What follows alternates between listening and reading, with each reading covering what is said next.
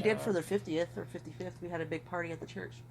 You guys gotta have a big party, because that's everybody was drinking in the parking lot of the church. I mean, smoking the doobage in the church. I got married the first time at 19. Divorced by the time I was 6 days shy of being 30. Happy birthday to me. And I beat myself up because it's supposed to be a one and done thing. I didn't want to be like my mom and be married 4 times. I got married when I was 19, but it was a wicked marriage. It's not legally a recognized marriage. So, yes, you did, but not in the eyes of the law. Yeah. But my mom got married 4 times. I didn't want to be my mother. Like, I knew very early on I didn't want to be my mother. And so when it didn't work out, it was painful, but at the same token, it was very valuable learning lessons for me, because I was with the guy when I was 17, married by 19, a mother by 23. I hadn't even finished growing up yet, and I was already at a stage that I shouldn't have been at yet. Yeah. By the time I was 29, I still hadn't fully grown up yet, because I'd always had somebody there to take care of me. And then I all of a sudden find myself as a single divorced mom with a young child, and I have to learn how to adult very quickly, because I don't have... It's not just me that I'm going to let down. It's my kid. And that's not an option. So when I not met Joe, because I've known Joe since I was 17 as well. But when I got with Joe, it's like, all these years I tried so hard to be the perfect girlfriend, the perfect wife, basically not myself. Keep my opinions to myself. So on and so forth, over and over. Well, I got with Joe, and I was like, I'm not doing any of that. I'm not going to have a filter. I'm going to say everything that's on my mind, and if he is truly the one I'm supposed to be with, then he's not going to leave. And now we'll be married 8 years in December. See, that's the exact same thing that I did with my wife. From the beginning, I didn't hold my tongue, and she enjoyed that. She was like, no one's ever stood up to me. No one's ever put me in my place. And then... And then she left you for the same fucking thing. Yeah. So, for who knows what the reasons were, because there were so many reasons that she spouted out, and who knows what she's telling everybody. Not my business. Yeah, pretty much. Not your circus, not your monkeys. But, Narcissism monkeys. We should start a band. Call it Narcissism Monkeys. The Flying Monkeys. Narcissism Flying Monkeys. But, I'm sure she'll not be happy if she ever listens to this episode. Probably not. But, some people need to understand that you have other people's lives in your hands. And people also need to understand that when you give your word on something, it's expected that you'll keep it. Because when all the cards are down and everything else, if you can't be taken at your word, you've got nothing. I took my vows seriously. Of course you did. I fucking never been married before, and this was something that I was dreamt about since I was a kid. Is getting married, and waited forever. And I wasn't even there for the wedding because you were moving. Because it was during a fucking pandemic. And it was during a fucking panini. For the panorama. For the post-mating. So, if you ever do get married again, you can't do it during a pandemic, because I have to be there. Well, if I ever get married again, which I don't foresee happening. You never know. But I do not foresee happening, because I have no interest in... Having a partner? At this point, I don't. Well, that's fair. You have to date yourself again and fall in love with yourself again. Oh, I'm definitely in love with myself. That's one thing that I was told, was that you don't even know who you are, you're lost. No, I know who I am, and I'm not lost. When you're in a relationship with somebody, you have a partner, and they're not giving you what you need, you think something's wrong with you. Yep. And you can love yourself all the fuck you want in the world, but when your partner's not giving you or loving you in your language, you question who you like, what am I doing wrong? Like, am I not attractive anymore? What did I do? And, you know, it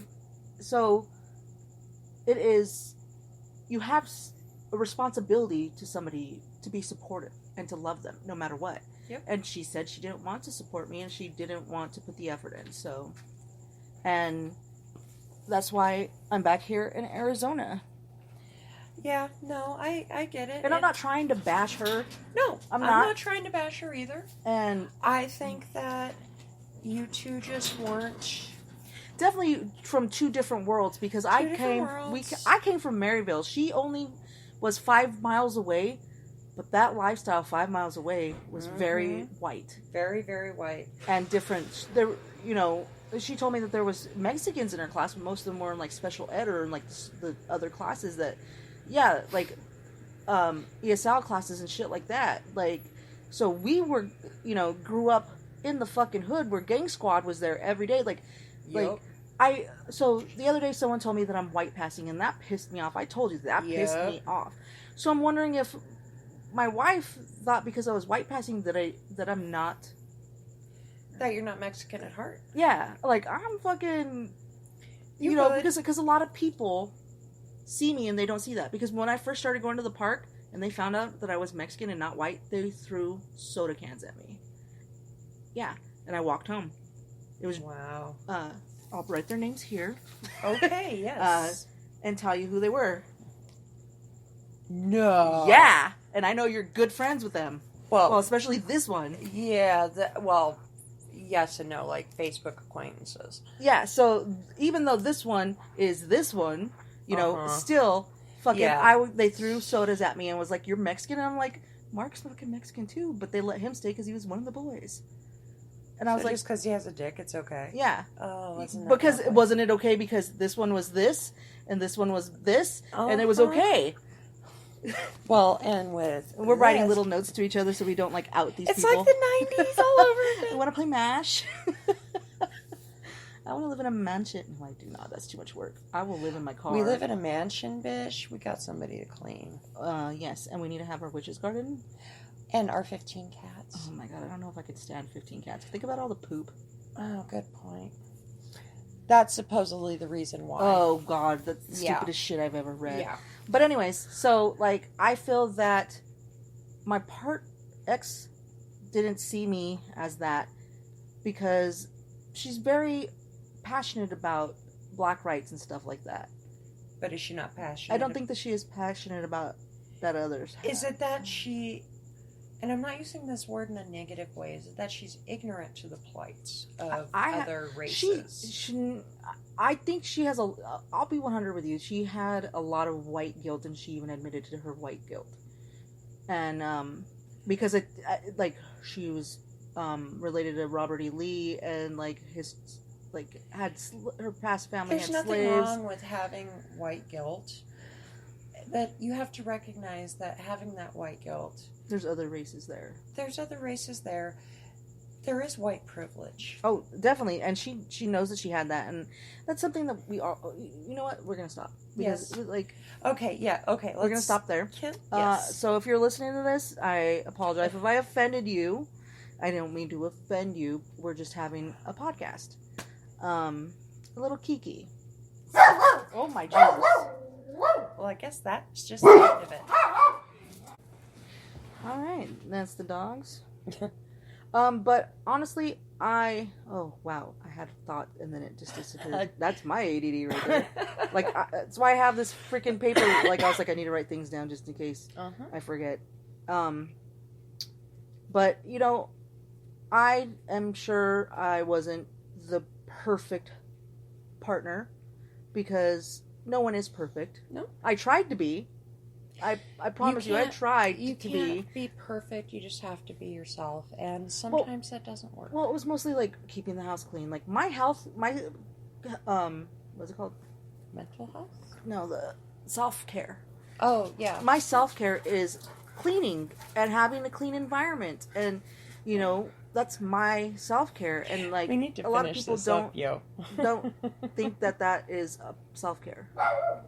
It is self-care. I love doing dishes for that exact reason. I love doing laundry. And it smells so good. You want to smell my shirt? I keep smelling it. Let me smell your shirt. Smell it. Oh, it does smell good. Yeah, it is Gain, not promoted. Hey, Gain. But yeah, so, person, May, if you hear this, I'm not trying to bash you or anything at all. No bashing. We're just discussing and whatever. So, we will do other episodes. We're gonna probably put one out a week, or do you want to do it every other week? Let's aim for let's say every other for now, and bump it up if we find that.